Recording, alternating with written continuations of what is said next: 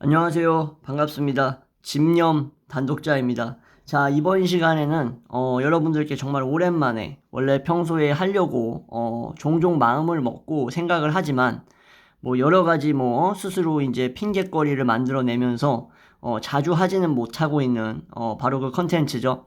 시를 읽어드리고 또 해석을 제 나름대로 해드리는 시간이 돌아왔습니다. 그래서 여러분들 또 이제 구독자분들 중에서 시를 이렇게 읽고 해석해드리는 걸 좋아하시는 분들이 분명히 있는데 그분들의 바람에 부합하지 못하는 제 자신이 가끔씩 좀 너무 안타깝습니다. 그리고 또 자책감도 들기도 하는데 하나 잊지 않아 주셨으면 하는 거는 제가 그렇다고 해서 시라던가 이런 어떤 산문 문학, 그죠? 운문 문학 이런 거에 대해서 경솔한 어떤 그런 마음을 가진다거나 아니면은 뭐랄까 좀 천대하거나 그런 사고방식을 갖고 있다라고는 절대 생각하지 않아 주셨으면 좋겠습니다. 누구보다도 이 운문이라던가 고전 그리고 이런 여러 가지 문학 작품에 대해서 아주 중요시하고 그 의미에 대해서 심사숙고하는 것을 높게 평가하는 인간이라는 점을 항상 꼭 기억해 주시고 제가 앞으로는 이 영상을 통해서 말씀드리지만 좀 시간을 좀 늘리도록 하겠습니다. 어떤 시간을 늘리냐면 이렇게 문학을 다룬다거나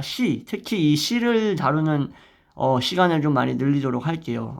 제가 그러지 못해서 정말 다시 한번 죄송하다라는 말씀드리고 또 오늘 이렇게 회 달린 시를 준비한 이유는 바로 이 회 달린이 또 우리 주제체 공타르라고 하는 여인과의 또 비극적인 사랑을 하다가 결국 여성이 이제 사망을 함으로써 젊은 나이에 죽음으로써 회 달린이 또 역시 젊은 나이에 정신병원에 이제 수감되게 되죠. 왜냐면은 본인이 이제 정신병에 걸린 거죠. 너무 고통을 받아가지고 이 얘기는 회 달린 영상을 찍으면서 여러 번 말씀을 드렸었는데 또 이제 여러분들 기억을 못 하실 수도 있으니까 다시 한번 언급을 해드리는 거고 서두가 길 수밖에 없는 이유가 이제 이번 이제 회 달린 시는 그 저와 비슷한 나이, 그러니까 30대 때 이제 회 달린이 썼던 시예요. 지금 여러분들 눈앞에 보이는 거, 이 나날이 다른 길을 가노라라는 이 제목인데 이게 이제 공타르라는 여인과의 이별을 하는 그 순간에 이별을 하고 나서 그것을 암시하면서 썼다 뭐 이런 여러 가지 이제 추측이 있는데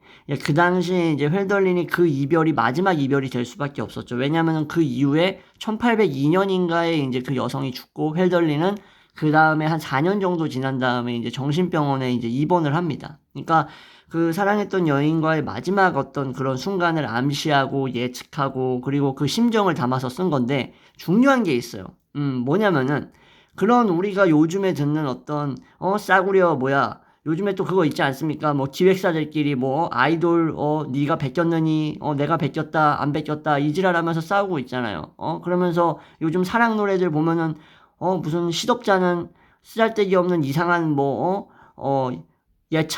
예찬도 아니지. 무슨 찬미가 형식으로 막 노래를 부르는데 막 정신사납고 아주 경박하지 않습니까? 제가 뭘 말하려는지 아시죠?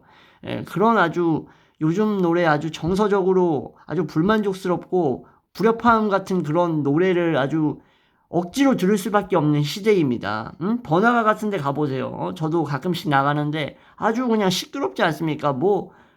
문맥상 말도 안 돼. 논리적이지도 않아. 그냥 정신산만한 사랑 노래, 그냥 싸구려, 잡상인 같은 노래가 판치고 있는 시대에 이런 훌륭한 회 달린의 서정시를 우리가 볼 수 있다라는 것 자체가 엄청나게, 스스로한테도 이득이고, 그리고 뭐라고 표현해야 돼? 하여튼 막 이거 막 엄청난, 미사여구를 붙이고 싶어. 엄청 중요한 어떤 그런 작업이다 이겁니다. 뭐 그렇게 생각 안 하는 사람이 대다수겠지만. 자, 아무튼. 그래서 오늘 이 나는 나날이 다른 길을 가노라라는, 이 이별을 이제 암시하고 이별을 하면서 썼던 시, 한번 낭독을 해보도록 하겠습니다. 자, 나는 나날이 다른 길을 가노라. 때로는 숲속에 있는 초원으로, 때로는 샘으로, 장미들 피어나는 낭떠러지로, 가서 언덕에서 대지를 바라다 보노라. 그러니까는 이제 나는 나날이 다른 길을 간다라는 것이 뭔가 한 군데에 정착하지 못하고 계속해서 여러 군데로 이렇게 마음이 휩쓸리면서 방황하는 어떤 개인의 자아를 드러내고 있는 거죠. 근데 여기서 회 달린의 방황은 자기가 훌륭한 신인이 돼야 된다라는 것과 세속적인 어떤 여러 이해관계 속에서 얽힐 수밖에 없는 자신과 세계와의 대립도 있었지만 여기에 또 다른 평행선으로 갔던 게 바로 주제트 공타르와의 사랑이었죠. 그래서 다른 길을 간다라는 의미가 그 두 가지 의미가 함축되어 있지만 여기서는 한 60-70%가 이별을 앞두고 있는 상황이기 때문에 그 부분을 주로 중점적으로 얘기를 하는 거죠. 그러니까 이렇게 아름다운 숲속, 초원, 샘, 장미들 이런 여러 가지 자연의 아름다운 현상을 우리가 직시할 수 있고 시각적으로 바라볼 수 있는 그러한 상황으로 나를 끌고 가더라도 결국에는 어떻다. 그러나 아무 곳에서도 그대 착한 이여 빛 가운데 어디서고 그대를 찾지 못한다. 그 자연이 얼마나 아름답습니까? 자연을 얘기할 때 항상 인간들은 다채로움과 그죠? 마음의 평온 같은 것들을 전달해주는 어떤 매개체로서 자신의 마음을 안정시켜주는 식으로 생각을 많이 합니다. 헬덜린도 낭만주의 계파에 속한다라고 볼 수가 있기 때문에 자연 자체가 인간과 개인의 자아를 융화시키고 그 속에서 객관적 상관물, 그죠? 그런 느낌으로서 자기 자신의 입장을 대변해주기도 하고 대조해주기도 하고 감정이입해주기도 하는 그런 대상으로서 본단 말이에요. 근데 그 아름답고 다채로운 수많은 것들을 접하면서도 그런 자연 속에 있으면서도 당신을 찾지 못한다라는 것은 그 속에 그 아름다움보다도 더 뛰어난 아름다움을 당신이 갖고 있다라는 식으로 헬더리는 주관적 해석을 하고 있는 거예요. 여러분들 그렇잖아요. 여러분들 어머니, 아버지, 물론 안 그러신 분들도 있겠지만, 극소수겠지만 그런 분들은 세상 어느 누구보다도 소중하신 분들 아닙니까? 그죠? 똑같아요. 헬절린도 사랑에 있어서는 주제테 공타르가 물론 유부녀였지만 그래도 어떤 금단의 사랑이었기 때문에 더 간절했던 건가? 아무튼 그만큼 소중했던 사람이었던 거야. 원래 인간관계라는 게 여러분들 뭐예요? 주관성이잖아요. 그래서 내가 봤을 땐 저 새끼는 완전 별 볼 일 없는 새끼인데 어떤 사람한텐 저 사람은 세상 어느 누구 지구 우주 명왕성 천왕성보다도 훨씬 더 소중한 사람일 수가 있는 거란 말이야. 그거를 말을 하고 있는 거죠. 근데 어떻게 말하고 있어요? 싸구려처럼 말하지 않고 있어. 나날이 다른 길을 간다. 자연의 수많은 다채로운 아름다움과 그 속에서 대조하고 대비시키면서 그 주제테 공타르에 대한 사랑을 어떻게 하고 있어요? 표면화시키고 있다라는 거죠. 또한 공중으로 말들 나로부터 사라져 버린다. 아무리 뭐 여러 말을 외친다 한들 뭐예요? 이별의 순간이고 이별을 하게 되면 내가 그 사람한테 아무리 좋은 얘기를 한다고 해서 들리지가 않을 거 아니에요. 이 당시에 이제 홈부르크라는 어딘지 아시죠? 독일에 함부르크에 이제 헬덜린이 머물고 있을 때 이 주제페 공타르는 프랑크푸르트에 있었단 말이에요. 그러니까 서로 이렇게 거리가 지리적으로 멀지 않았어. 뭐, 아무리 뭐, 끽해봤자 뭐, 이렇게 비유하면 맞을지 모르겠는데, 저기, 경기도에서 충청도 같은 느낌? 좀 너무 심했나? 인천에서 충청도 약간 그런 느낌인데, 그래도 가깝지만 먼 느낌이었겠죠. 그죠? 그러니까 아무리 말을 해도 그때 뭐 카카오톡이 있었던 것도 아니고 삐삐가 있었던 것도 아니잖아. 그러니까는 소용이 없다라는 거예요. 나로부터 공허하게 사라져 버린다. 이별 앞에서는 그죠? 경건한 말들 당신 공타르라는 사람을 묘사하고 비유하기 위해서 어떠한 말도 어울리지 않아. 오로지 경건한 말만이 어울리는데 그런 말도 전에 그대 곁에서 내가 그렇다 그렇게 경건한 말들을 했었지만 지금 뭐다 이미 과거로 묻어져 버렸고 흩어져 버렸고 사라져 버렸고 그대는 멀리 있도다. 복된 얼굴이여. 복되다라는 말을 참 많이 쓰죠. 왜냐하면 헬달린이 아무래도 어떤 이런 크리스찬적인 어떤 그런 배경이 있었기 때문에 또 신학교 출신이지 않습니까? 또 신학교 마울브룬 신학교가 상당히 유명한데요. 이 헤르만 헤세가 사실상 이 헬덜린의 후배죠. 어떤 후배냐면은 마울브룬 신학교 출신이죠. 근데 헤세는 이제 어린 시절에 방황도 하고 자살 시도도 많이 했었어요. 그래서 헬덜린이랑 다르게 헤르만 헤세는 이제 마울브룬 신학교에서 이제 탈주를 하죠. 말 그대로. 이 학교 교육 정말 역같다. 나의 이런 어떤 서정적이고 정서적인 것을 담아낼 수가 없다. 자퇴하고 싶다. 그러면서 혼자 그냥 갑자기 말도 안 하고 그냥 교사들한테 친구들한테 말도 안 하고 어딘가 사라져 버리죠. 나랑 비슷해. 나도 고등학생 때 삶이 너무 존나 마음에 안 들어가지고 수업 시간 시작하기 전에 그냥 나와버렸거든요. 그냥 교실을 뛰쳐나왔어요. 나와가지고 그냥 저기 어디야 학교 앞에 그냥 의자에 앉아가지고 삶이 무엇인가 고민했던 사람이에요. 그러니까 햇세라는 분과 나하고 그런 부분에 있어서는 좀 닮았던 거지. 영광스럽네. 햇세랑 그런 부분에서 닮았다는 이유가. 자, 아무튼 잡소리. 아무튼 뭐 TMI는 여기까지만 하고. 자, 또한 그대 생명의 화음 나에게 사라져. 생명의 화음이 더 이상 들리지 않아. 멜로디가 하모니가 들리지 않는다고. 이미 멀리 있으니까 더 이상 들리지 않는다. 그리고 어디에 너희 마법적인 노래들이 있는가? 이게 무슨 말이냐면은 사랑을 하는 순간에 여러분들 다 아시잖아요. 뭐예요? 주변의 어떤 사운드, 단순한 참새 짹짹거리는 소리, 까치 깍깍거리는 소리도 모든 만물의 그런 소리들이 어떻게 들려요? 아름다운 마법적 소리처럼 들리죠. 매지컬 사운드로 들린다라는 거예요. 근데 이게 어디 있는 거냐 이거야, 이제. 이제 없어. 이별했으니까. 그죠?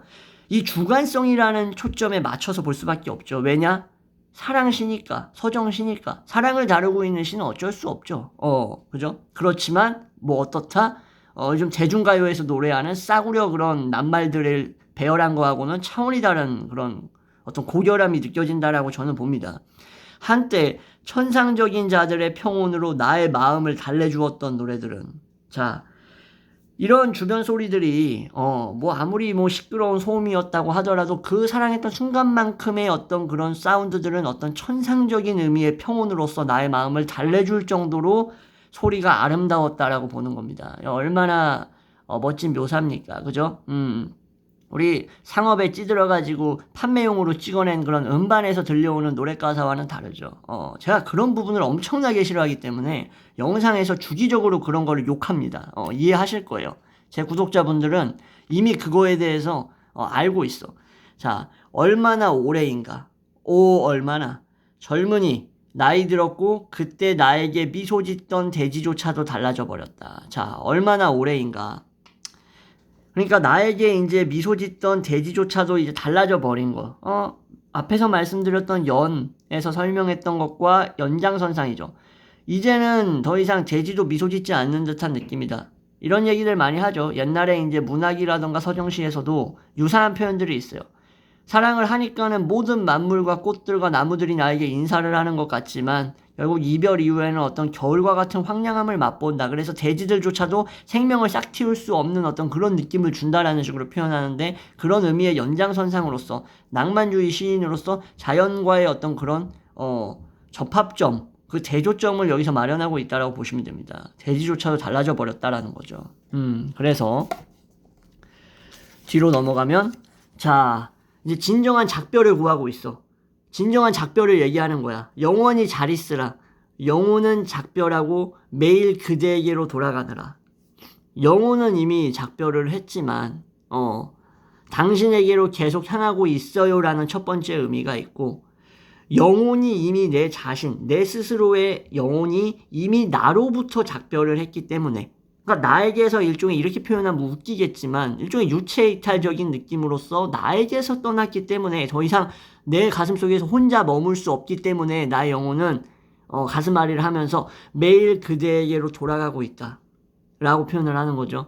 또한 눈은 그대 때문에 울음을 운다 라고 표현을 해요. 뭐 매일같이 뭐 눈물을 흘려 뭐 이런 식으로 표현하지 않았어. 뭐라고 얘기했어요? 눈은, 그죠? 눈이 주어지, 내가 주어가 아니야. 눈은 그대 때문에 울음을 운다라고 표현을 하죠.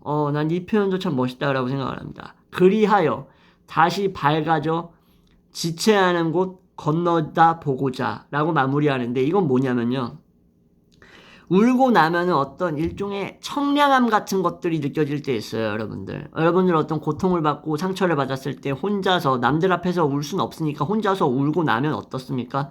마음이 좀 후련해지는 느낌이 있죠. 그 마음이 후련해지는 느낌을 눈의 어떤 비유를 통해서 표현을 했다라고 보는 건데, 울고 나서 다시 밝아져서, 어떤 그런 세상을 바라보는 시각이 조금이나마 달라져서 당신에 대한 어떤 그런 열망과 욕망에서 조금이나마 더 자유로워질 수 있다면, 그대가 나를 생각하면서 머물고 있는 곳을 건너다 볼 수 있는 여유가 생길까? 약간 이런 식으로 표현을 했다라고 생각을 해요.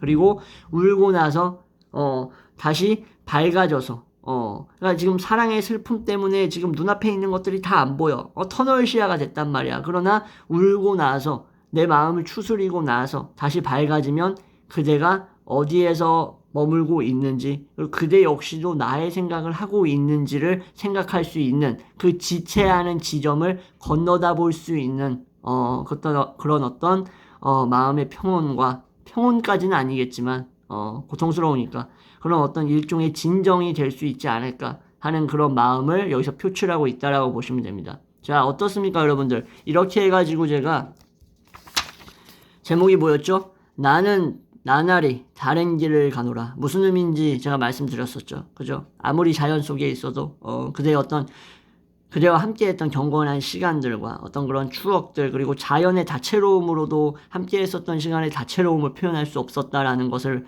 묘사하고 있는 첫 번째, 그죠? 첫 번째 연애로부터 시작하는 어떤 그런 내용, 전개되는 부분들. 자, 이런 내용을 전달해 드리면서 헬덜린의 또 아름다운 시를 말씀드렸고요. 자, 다시 한번 말씀드리지만 시를 낭독해 드리는 이런 영상들을 또 그것을 또 좋아하시는 분들을 위해서라도 또 그동안 많이 다루지 못했다라는 어떤 그런 좀 죄송스러운 마음에서라도 노력을 하도록 하겠습니다. 반드시 더 많이 다룰 수 있도록. 자, 지금까지 시청해 주셔서 감사하고요. 여러분들 또 여유 많으실 때, 여유 있으실 때 이렇게 시 한 편씩 읽어보시면서 어떤 생기를 돋구는 시간을 가져보셨으면 좋겠습니다. 시청해 주셔서 감사합니다.